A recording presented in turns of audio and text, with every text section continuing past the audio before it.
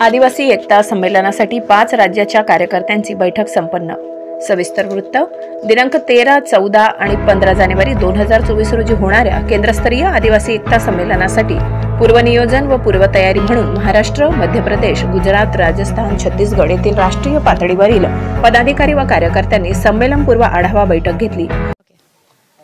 मैं गुजरात से सेजल गरासिया आदिवासी महिला हूँ।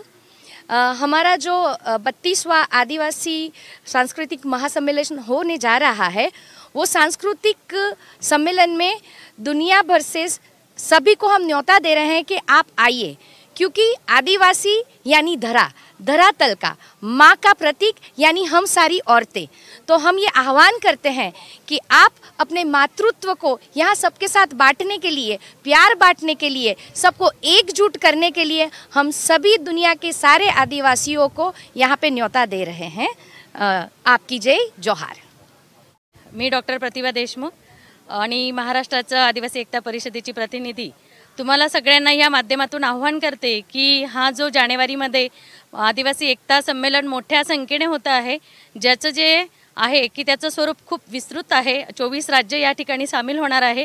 त्याच्यामध्ये महिला बाल सन्मान यात्रा पण असणार आहे, जी नंदुरबार, धुळे, साक्री या भागामधून येणार आहे। आपल्याला पूर्ण ती जी आहे गुजरात, महाराष्ट्र, राजस्थान असं करत पुन्हा महाराष्ट्रामध्ये ती येणार आहे। महाराष्ट्रापासून सुरुवात होऊन आणि त्या रॅलीचं स्वागत करण्यासाठी महिला बाल सन्मान यात्रा जी आहे ती फक्त आदिवासींच्या महिलांसाठी नाही, तर संपूर्ण देशातल्या जागतिक महिलांसाठी आहे। तर ज्यांना या यात्रेला जोडायचं असेल तर त्यांनी नक्की या ठिकाणी यायचं आहे। आपल्या महाराष्ट्रामध्ये 11 आणि 12 तारखेला ती यात्रा येणार आहे। 10ला बोराडीला तिचा मुक्काम असणार आहे आणि 11 तारखेला ती नंदुरबार, साक्री आणि त्यानंतर पिंपळनेर येथे येणार आहे। तर सगळ्यांना आव्हान आहे, या संस्कृतीचा, आदिवासी संस्कृती, परंपरा यांचं संवर्धन करण्यासाठी हा हेतू या ठिकाणी आहे। मग ते सांस्कृतिक असेल, खाद्य संस्कृती असेल, अनेक प्रकारच्या संस्कृतीचं दर्शन या ठिकाणी होणार आहे आणि एकतेचा संदेश देणारं हे आदिवासी एकता संमेलन आहे।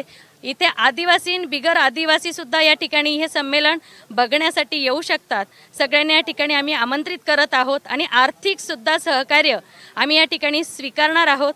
तर ज्यांना आर्थिक सहकार्य करायचं असेल त्यांनी सुद्धा जरूर करावं। धन्यवाद। जय हिंद, जय महाराष्ट्र, आपकी जय।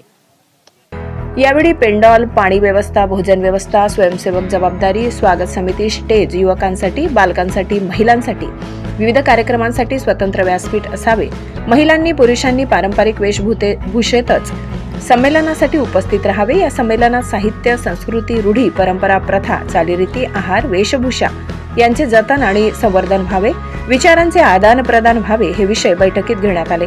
यासाठी 32वे राष्ट्रीय आदिवासी एकता महासंमेलन साक्री तालुक्यातील पिंपळनेर पासून 6 किलोमीटर अंतरावरील पानखेडा या ठिकाणी संपन्न होत आहे। यासाठी आर्थिक निधी उपलब्ध करणे, भोजन कक्ष, जबाबदारी, पाणी व्यवस्था, येणाऱ्या अतिथीसाठी निवास व्यवस्था यासाठी सर्वांनी आपल्या घरचा कार्यक्रम समजून सहकार्य करावे अशी अपेक्षा संयोजन समितीकडून व्यक्त करण्यात आली।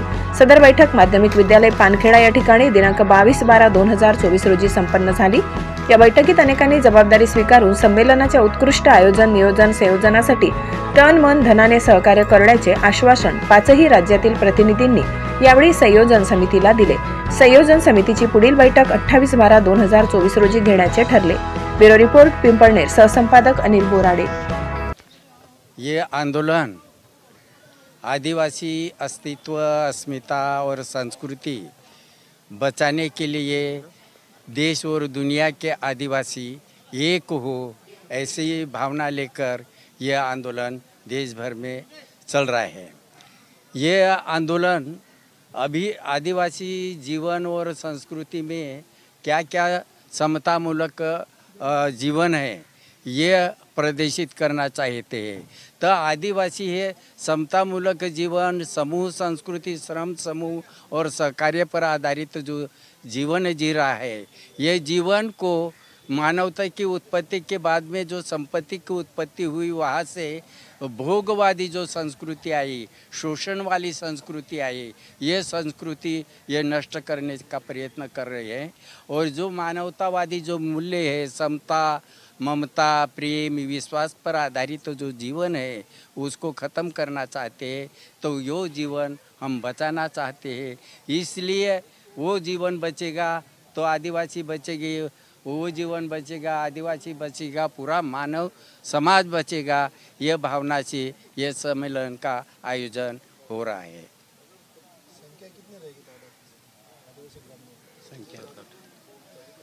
ये जो आदिवासी एकता परिषद का ये जो सम्मेलन हो रहा है, ये कवाट के पिछले वर्ष के सम्मेलन में 2 से 5 लाख तक की जो जनसंख्या थी, यहाँ भी हम ऐसी अपेक्षा ने ऐसा उत्साह दिख रहा है, यहाँ भी 5-1 लाख लोग जमा होंगे, ऐसी हमारी अपेक्षा है।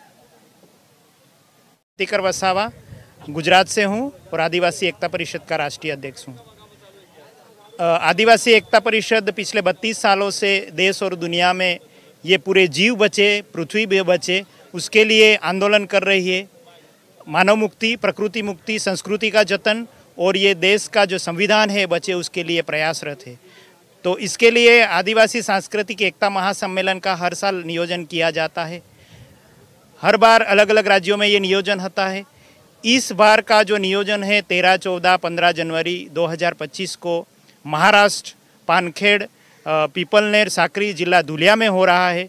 तो इसके नियोजन के लिए आज दीपरत्न माध्यमिक स्कूल पानखेड़ा में 5 राज्यों के कार्यकर्ताओं की एक मीटिंग हुई, नियोजन हुआ।